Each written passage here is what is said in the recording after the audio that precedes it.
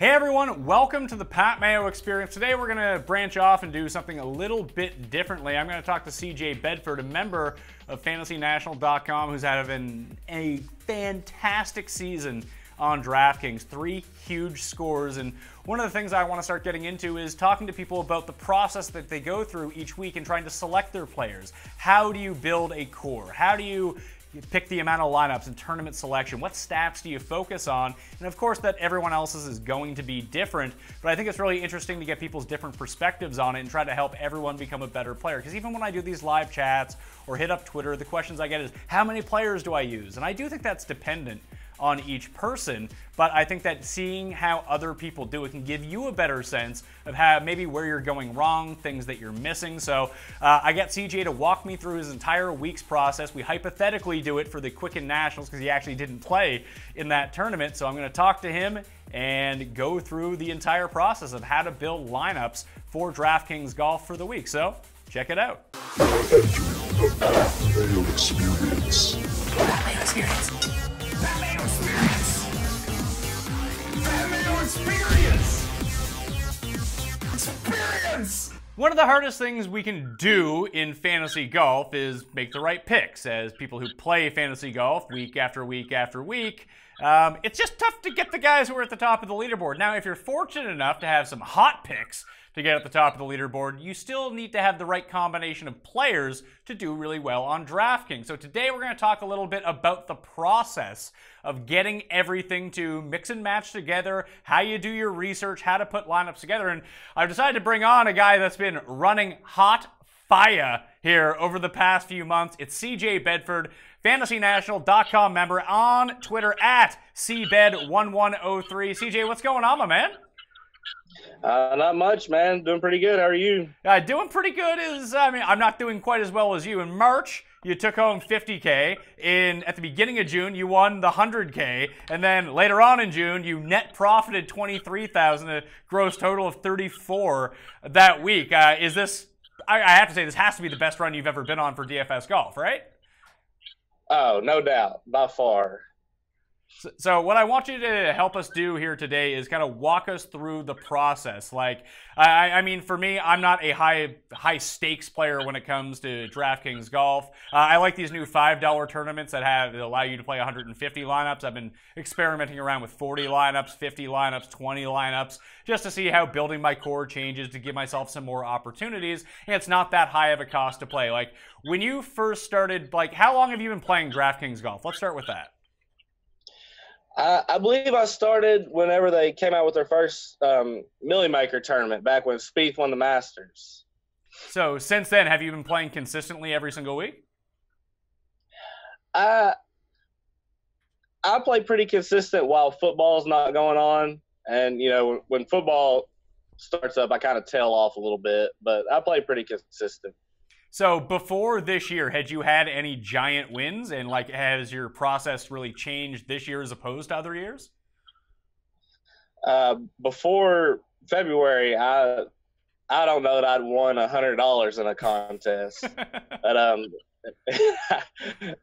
was kind of a small time player. You know, I wouldn't play much, maybe just an entry or two in the dog leg every now and then. But you know, once I started using the Fantasy National website, you know, things have obviously taken a turn for the better. So when you got your first big score, you won the $50K. Where was that, the Honda Classic? It was the Mexico, WGC Mexico. All right, so a no-cut tournament, you get the big score, and then you come back this month with 2 giant ones as well. So, like, how much are you putting into play at the beginning of March versus what you're doing now? Because I know at the end of this month, you had very sizable entries. Back in March, I think that was the Club Twirl, and it was a $44 entry. I got 20 entries into it, and I had 1 in the pressure putt. So I think it's just a little under $2K. That's usually about where I stay. But last week, I felt really good about my process and what I was seeing, so I threw an entry into the Thunderdome. So obviously that upped up the amount that I played a lot. But that's not typical. So when you get that sense of it, so you do kind of pick and choose the weeks where you feel more confident versus the weeks where you're just kind of like, yeah, I don't really know? Most definitely. Like I said, this week, I'm not even playing. It's a crappy field, and I didn't really have the time I would normally use to dig through information, so I just decided to sit the week out. All right, so let's start at the beginning of the week. Sunday night, Monday morning. When do you usually first get your look into what you want to get at a golf this week? Well, usually Friday when the field is finalized, I'll kind of go through the field, and after that, I'll impatiently wait for them to load the field onto the Fantasy National site, and after that, I'll kind of start going through and figuring out what I want to target in my model. And actually, my first search is I'll search whatever the name of the tournament, and then I'll put your name in there so I can read your previous course previews and see what you look to target that week. And I'll look at what Josh Culp has to say, and then I'll just kind of combine those and figure out what it is I want to put in my model.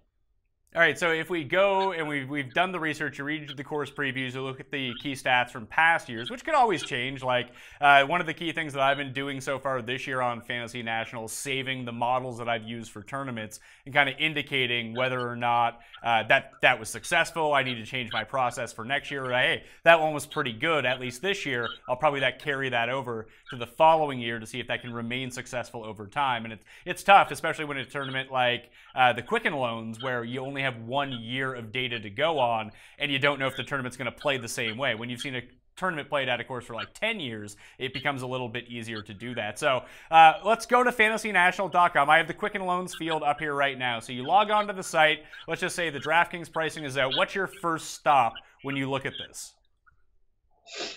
All right. When I first look at it, I'll go to the course breakdown. So when you go into the course breakdown, what Fantasy National will give you is you can sort by top 10, you can sort by top 5, top 20, the winner, whatever it is, guys who missed the cut to see what they did poorly. Is there one thing in particular you're looking for on here? Like is it where the strokes were gained? Is it the difference between ball striking and short game, or even the lengths of the separate holes? I'll kind of scroll through the information, and then the hole composition is one of the main things I like to look at, and then also the strokes gained by each individual off the tee approach. So when you get into this, what are you looking at? Like when you're trying to construct your model, what would be the first thing? Like, hey, I see that strokes gained approach is marginally higher than strokes gained off the tee, at least for those who finished inside of the top 10. Would that lean you more towards approach in weighting that heavier in your model? Yes, in which, approach pretty much it's usually the highest rated thing in my model every week. I mean, it always seems like, approach is the most important aspect of a player's game. So usually I do weight it the most. Is there any particular date range that you like to look at in terms of approach, or do you just say, hey, long term he's good at approach, I like him, or this is a guy who's been heating up in terms of approach, so I want to see what he's done in the short term? Here lately, I really like the 12 rounds. Sometimes I'll use 24, but I usually don't go any higher or lower than that. So you find that at least recently, the short-term success of the past 12 rounds is something. So in full disclosure, we're filming this during week 1 or midway through round 1 of the Quicken Loan. So right now it'd be like Neiman, Garrigus, Tiger's up there, Jimmy Walker, Nah. So this week it would be actually, it's a good thing you sat out because all these guys are not doing great except for like Sink's doing well. Molinari's off to a hot start. Wawrinski's off to a hot start. Corey Connors has done well. So is Scott Stallings and Ryan Armour. So after you've done that and you've looked at the course breakdown, what then comes next in your process? Okay, then after that, I will actually start to build a model. Actually, I did build a model for this week, but like I said, I ended up not playing. I'll go ahead and I'll pull it up and see what exactly I use. Okay, I use birdie or better. I used off the tee, approach, bogey avoidance, par 4, and fairways gained. Okay, so fairways gained is something that I weighted pretty heavily in mine. I'm looking at mine right now. I used ball striking, fairways gained, par 4 scoring, and then that key par 4 range, the 450 to 500. Par 3, birdies are better gained, and strokes gained approach. So that's the kind of the route what I did, but I didn't weight anything higher than 30%. 30% was the highest I went, and that was with ball striking. I did add in an approach to give that a little bit of extra weighting down at the bottom, just so it would lean it more towards the guys that were good with approaches and were accurate off the tee, rather than just looking at the whole strokes gained off the tee and maybe, hey, there's distance guys mixed in with that. I kind of want to filter them out a little bit, give some more weighting to fairways gained. What's the highest you'll go on a weight in any particular week? I typically wouldn't go any higher than 30. I would say probably 25 is the sweet spot. Like on this one, the highest I went was 20.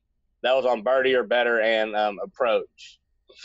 So you've started to make your model. Do you then just run the model right away to see what happens? Yes, I do. All right, so what do you take away from that right away? Is it a particular player that you think kind of pops out, or is it like a certain set of players that you see like, oh, I can gravitate towards this type of skill set? I'll scroll through and I'll see, who's really popping in the model, and then if it looks like, I'm really interested in the guy, then I like to click on their name and see how they've been doing recently. And look, like, say if you click on Ricky and you look, and just his approach game, and you looked at he's gaining strokes on his approach. He doesn't have like one big outlier that's making his numbers look inflated. And those are the kind of guys I really like to look for. Just the guys that are consistently doing the same things over and over and over? Yes.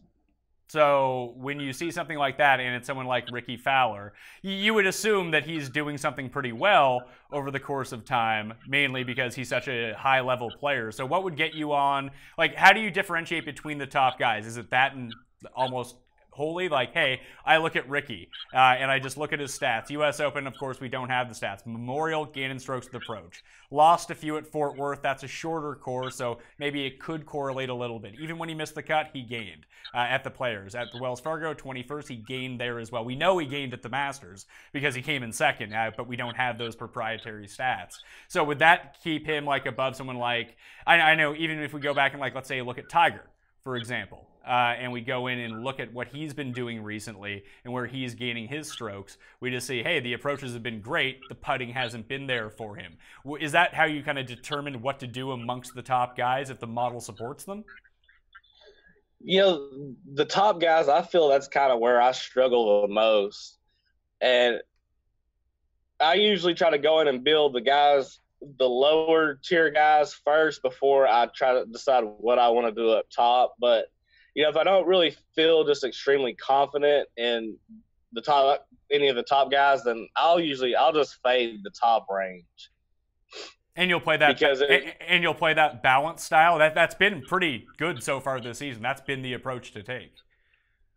Yes, I will. Because I mean, the top guys, their stats are gonna look good, and you could make justification for playing any of them. And so, it just kind of depends. That's where I kind of go by feel right there, usually when it comes to the guys up top.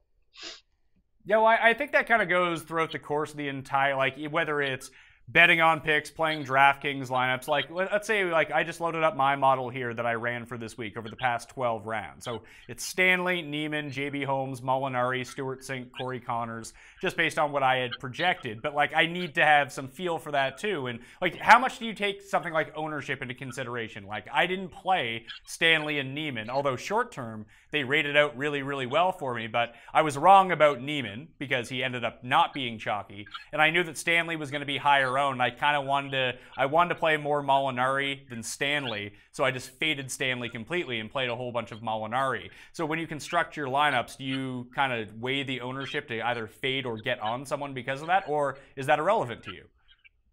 The funny thing is, it seems like the weeks that I tried to factor in ownership is the weeks that I don't do too well. So last week I kind of, I said, I'm going to throw ownership out the window. I'm not even going to think about ownership. I'm just going to play the guys that I want to play.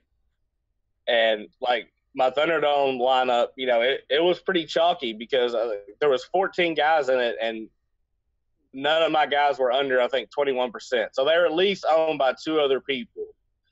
And, obviously I did pretty well. And the week before at the U.S. Open, I did try to factor in ownership. And so I got off guys like Fleetwood and Finau, and I didn't do near as well.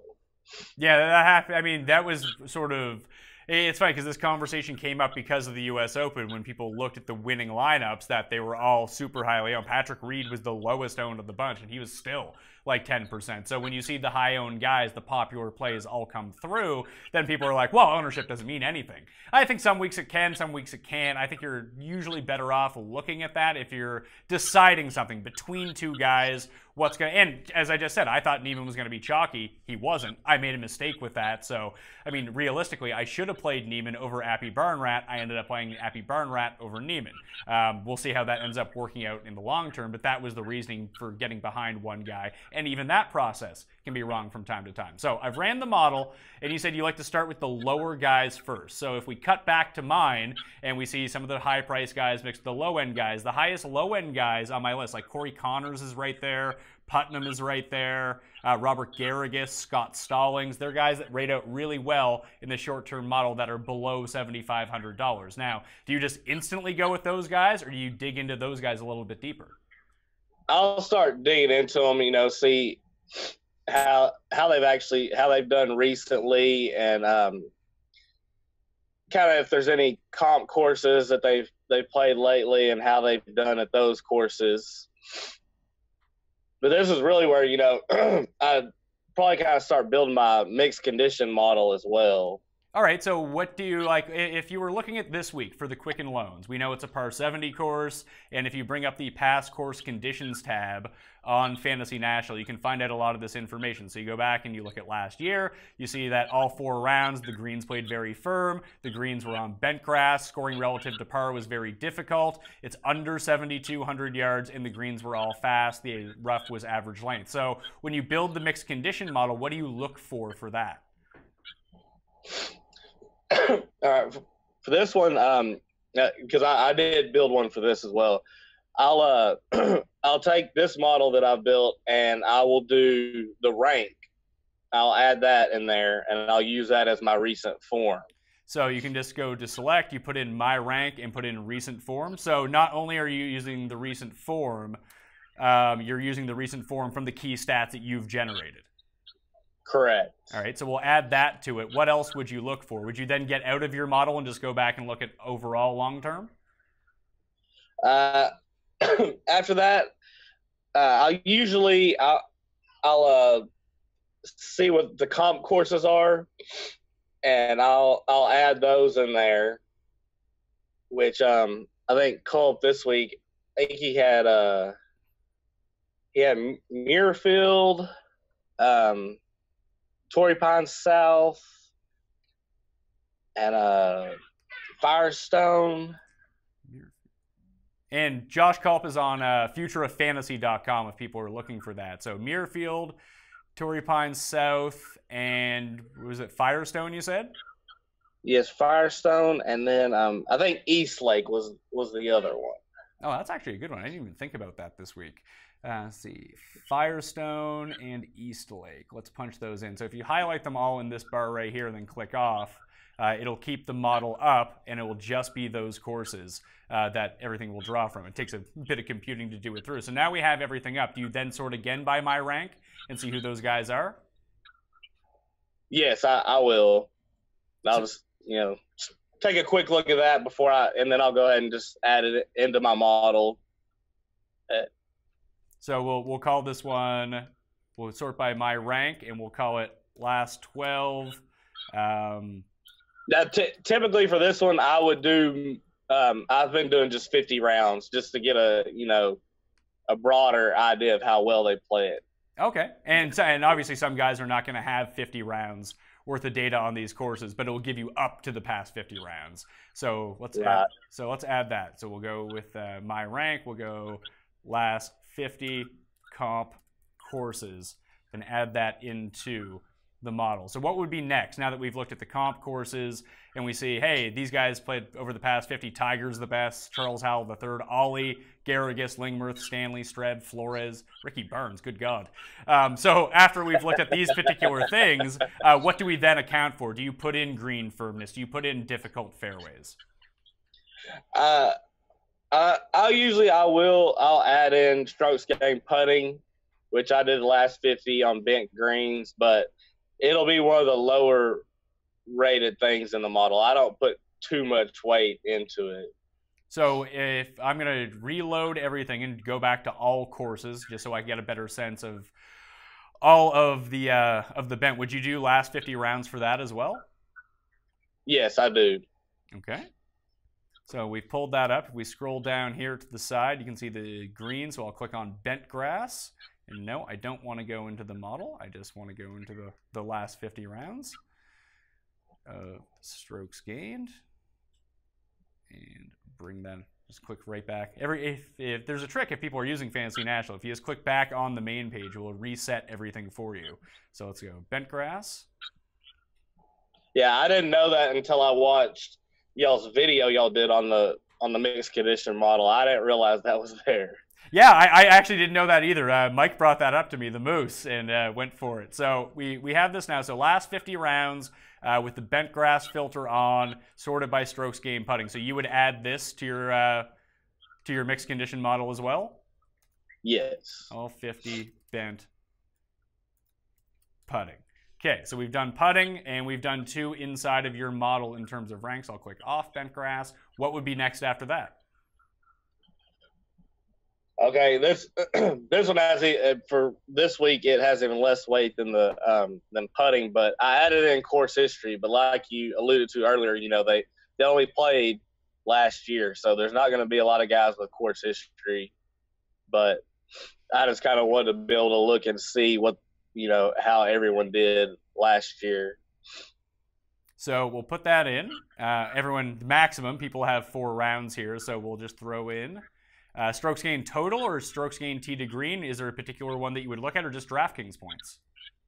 I do strokes gained total. So, okay, strokes gained total. We'll throw that in. Course history. Badoop.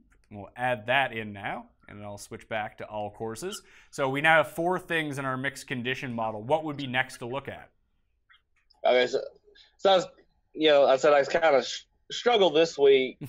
So, I ended up not playing, but I added in the last 12 approach and last 12 off the tee. All right. Just to, because I felt that the tee to green was the most important thing this week. So I kind of wanted to get as much of that in my model as possible. All right. So we'll throw in approach and we'll throw in off the tee.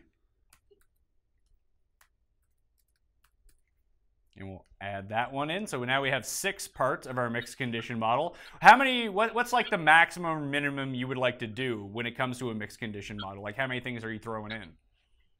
I don't think I go above 6. I usually kind of like 5 or 6 is usually the range that I stay in.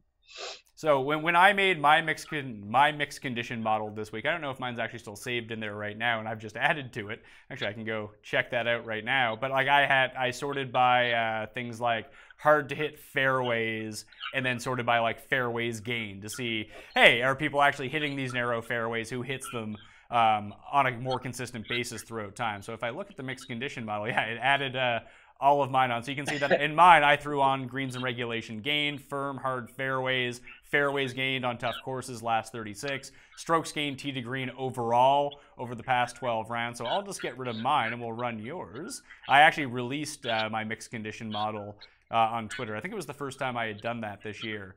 So, all right, so there are your 6. How would you weight these sort of things? Would you try to make them even? Is there something that you like to look at a little bit more? On this one, I had off the tee and approach for both 25%. Okay. And that gets us up to 50. So like course history? Course history was 5. And then putting was 10. The comp courses is 15. And then the recent form was 20. All right, so let's run that and see what comes up and who is playing well from in there. So when you won big in March, I don't think the mixed condition model was out yet, was it? No, I don't believe it was. No, it wasn't. It wasn't, but in the 2 scores that you've had in June, this is what you've been using in order to find the guys that you like from in there? Yes, I have been using it. All right, so if you were to have played this week, and we sort by your rank, Kyle Stanley, I couldn't build a model this week that didn't have Kyle Stanley at number 1, and I didn't end up playing him, which is kind of funny. Garrigus, Putnam, Stallings, JB, Duncan, Molinari. So how would you then go about using these as your favorites? Would you just highlight the top 20 guys, and that's your core, or do you kind of go through it a little bit more? That's kind of when I'll really start to look at the player individually, and I've already kind of decided who I really do like, and I want to check and see how they stack up in my model. I guess that's kind of where my bias might come in a little bit, but I'll go through each player and just click on them and see what they've been doing recently to try to get a better idea of a feel of what kind of player they are, if I'm not completely familiar with them. All right, so when we look at this, it's going to be funny to watch after the fact if any of these guys do really well from the model that was built or really do poorly. Like, how do you embrace the variance of golf? Do you know that some weeks you're going to do well and other weeks like you're just going to do really poorly because that's what happens? Yeah, I mean, I don't think there's really not much you can do about that. I mean, last week, obviously I won the Thunderdome, but other than that, it wasn't that great. I had 41 lineups in the Club Twirl, and I had 1 6 of 6. Now that 1 6 of 6 did well. I think I tied for 13th, but I was on a lot of chalky guys that ended up missing the cut. I mean, it was just one of those things. So when you try to pick your Thunderdome entry, that's Thunderdome single entry. Like you played 1 entry into the Thunderdome, right? Yes. So how do you go if you have, let's say, 30 lineups built? How do you pick that one that ends up becoming the single entry? Do you have a process for that? Do you draw a name out of a hat? Because I really struggle with that. Yeah, that really is, for me, coming up with the single lineup, that's kind of where I struggle as well, too. Because normally I'll play however many in the Club Twirl, and then the lineups I like best, I'll throw it into the pressure putt as well. And those lineups actually, for me, I would say have not done that great. It's usually just, from what I've built from the model and using the lineup generators where I've had the success. All right, cool. All right, so if we're going to start highlighting people, like what would be, had you have played this week, how many lineups do you think you would have played? Probably between 20 and 30, not too many. All right, let's call it 25. How many players would you put into the lineup generator for 25 teams? I would probably stick to between 13 and 17, somewhere in there. So a really concentrated core. I would have really, really tight cores. So I mean that probably also leads to a lot of like instability week to week too. That the weeks that you do well, obviously you do really well. I assume there are weeks where when it goes bad, it can go really bad that way too. That it can. It does. If you don't hit, it is going to be a bad week, and you're going to be done, Friday afternoon. So how do you go about building these cores? Let's say we just sort by salary here, and we're just looking at the very top guys. And you said you've been taking a more balanced approach. Like, if we're looking at this, where would you think you would start? Would you load up on these 9K guys? And I know it's depending on the tournament and what everything is telling you. Like, right now in the mixed condition model, Ricky Fowler is 22nd, Kyle Stanley is first. Would you just play Kyle Stanley because he's first? Or, knowing this field and knowing that Ricky is kind of leaps and bounds skill-wise above a lot of people, would you still just use him?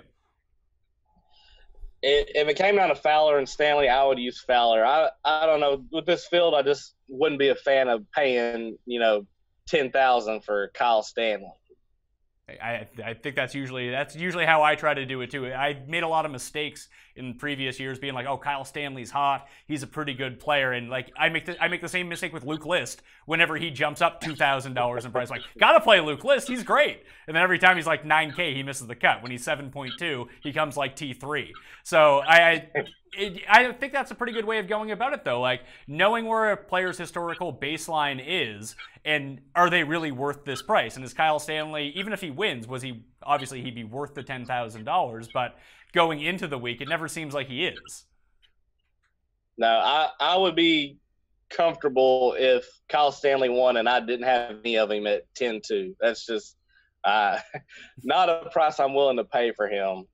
So would you always have, like, if you're concentrating your core so much and you have 13 to 18 players for 25 lineups, how many of the top guys can you realistically take? One?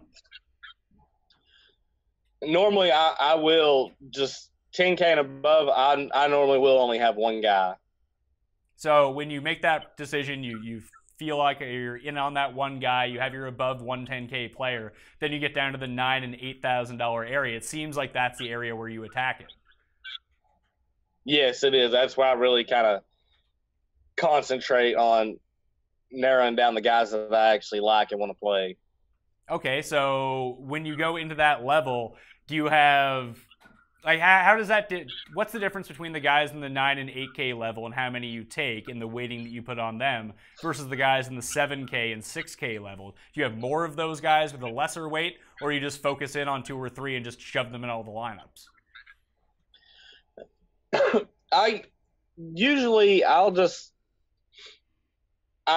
I try not to look at the salary as much as just pick the guys that I like, and then I'll kind of just let the lineup generator do its thing. But if there's guys down low that I kind of like, but I'm not entirely comfortable with, then I'll reduce the percentage that I own them. But I typically stay within probably 20 to 50% of every guy that I roster. If I'm not comfortable, with 20%, then I'm usually not comfortable with playing that guy at all. All right, so you don't take, like, some weeks I'd have a really concentrated bottom core, like something like this week. I took a lot of guys because I wanted to build more stars and scrubs, and I wasn't super comfortable with, like, I had, like, J.J. Henry in a few lineups. I had David Hearn in a few lineups, Ben Crane and Tyler Duncan, and I used, like, 10 to 12% of those guys instead of shrinking down the core and using 20 or 25%. So you just wouldn't do that? No, I wouldn't do it. I would just I try to really focus in on the guys I like, but with this week, there wasn't really much to like, so I just decided to sit it out.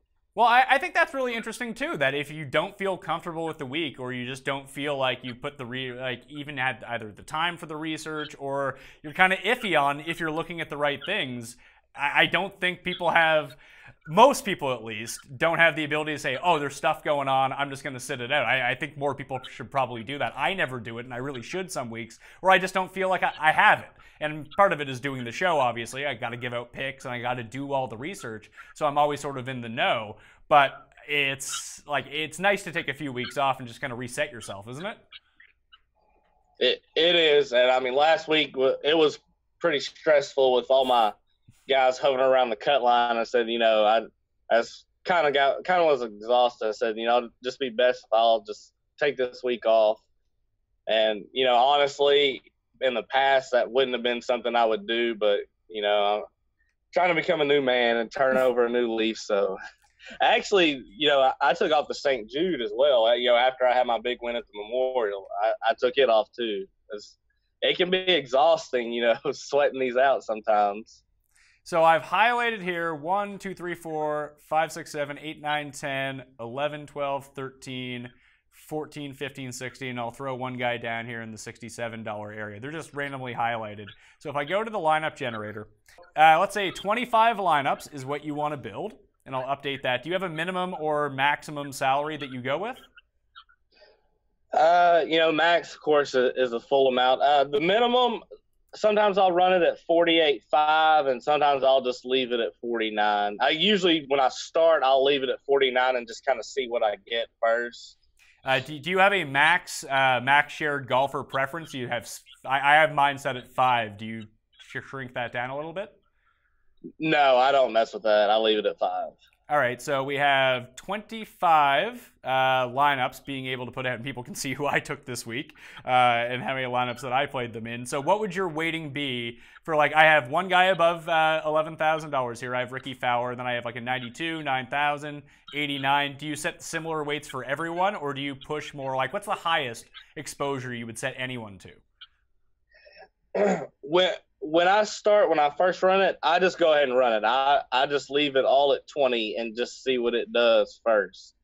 All right, well, let's run that and see what happens here. So for 25 lineups, and obviously having Ricky in there is the most expensive player, it spit him out in 20 of 25 lineups. So an 80% exposure. I'm guessing you would back off that a little bit.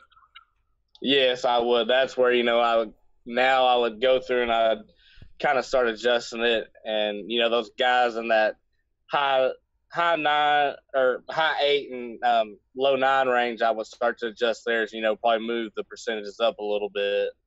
So let's say we move those guys up to 40%, the 9K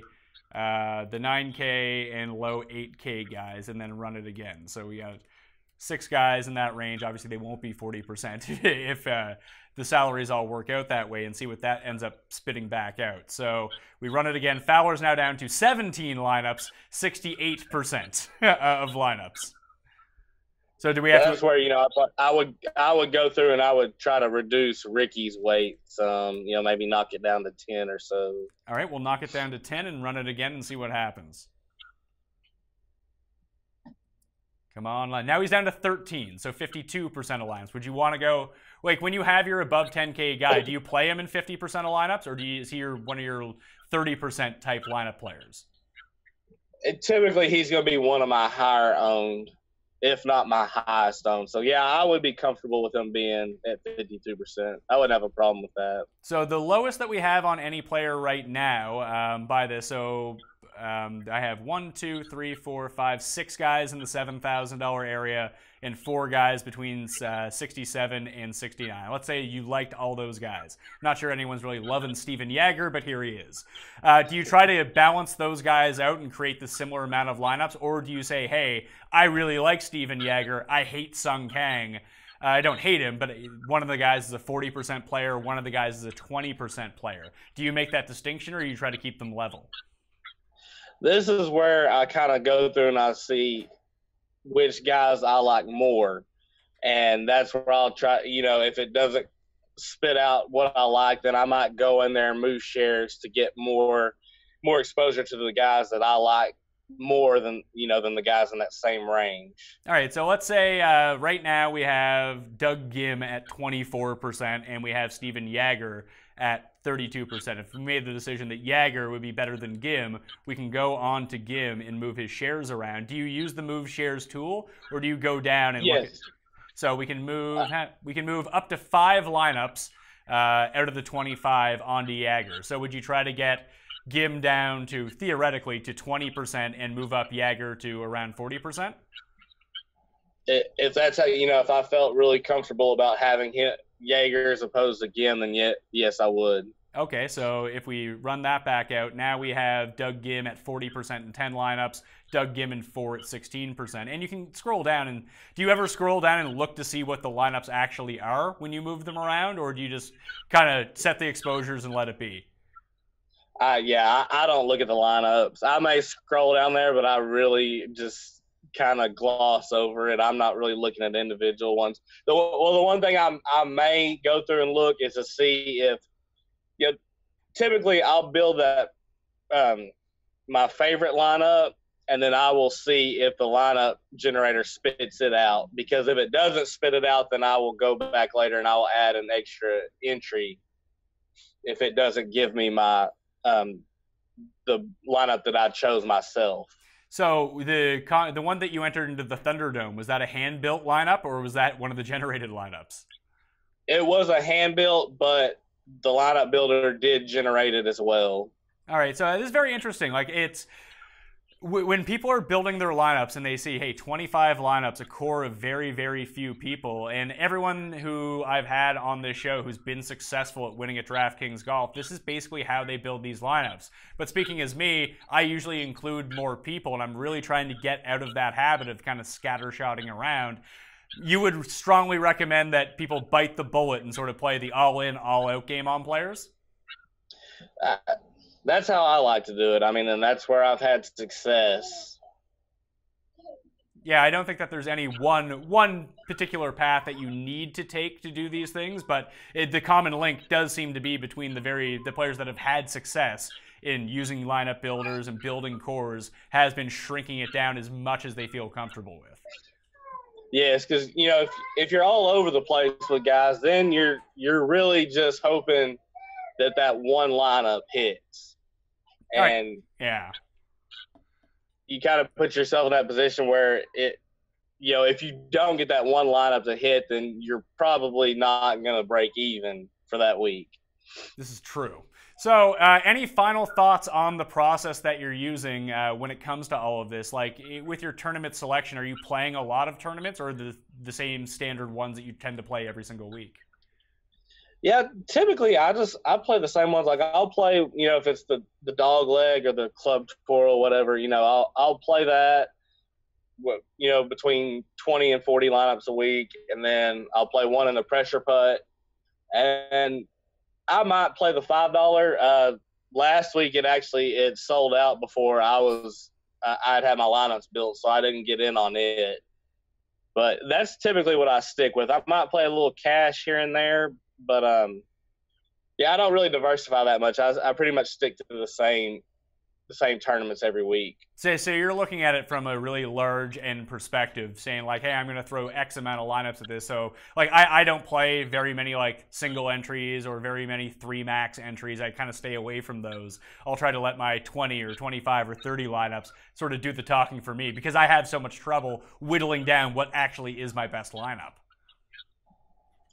Yeah, most definitely. I said my single entry lineups usually aren't that great. It's the where I'm multi-enters where I've had the success. It's funny because that happened to me in cash games as well. I was so bad at building one cash game lineup that I was just like, screw this, I'm just going to play GPPs. Yeah, I'm not a big fan of cash. So any final thoughts on the process that we went over? Is there anything else that you do throughout the course of the week to get your research in, or something that we skipped using Fantasy National? I kind of used to be all over the place, but now that since I've really started to use the Fantasy National website, that's pretty much all I need. The results have kind of spoke for themselves lately. It's a great tool. All right, well, next up, I'm looking at the trend here. 50K, 100K, you win the Thunderdome. Are you going to win the British Open Millionaire Maker? Is that the next move? I hope so. I'm really looking forward to it, but maybe we'll have one off week. Maybe you'll ship the PGA Championship. Hey, I'll take it either way. All right, CJ Bedford, thank you for being on the line. Congratulations on all your success and taking us through your process. I think this is going to be very helpful for a lot of people because every individual is so different in how they approach research. And frankly, not a lot of people talk about how they do it. And I think that giving some exposure of, maybe when people are running their mixed condition models or maybe where they're doing their research, they do it a bit differently. But maybe they see some of the things that you've done and try to incorporate that into their process as well. So thank you very much for that.